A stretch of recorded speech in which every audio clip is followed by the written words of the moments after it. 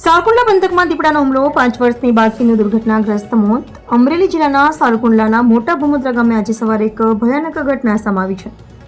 મનોજભાઈ બ્રહ્મદત્ત તેની વાડીમાં કામ કરતી માત્ર 5 વર્ષની બાળકી પર દીપડાએ હુમલો કર્યો હતો, જેનાથી બાળકીનું ઘટના સ્થળે જ મોત થયું.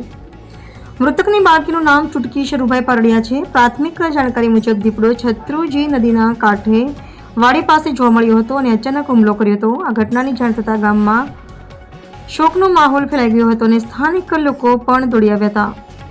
વન વિભાગને જાણ થતાં તાત્કાલિક સ્થળ પર પહોંચીને બચાવ કામગીરી શરૂ કરી છે. ઘટનાની વિગતો મેળવીને વન વિભાગના અધિકારીઓએ દીપડાને પકડીને ગામના નજીકના જંગલમાં છોડવાની તૈયારી શરૂ કરી છે.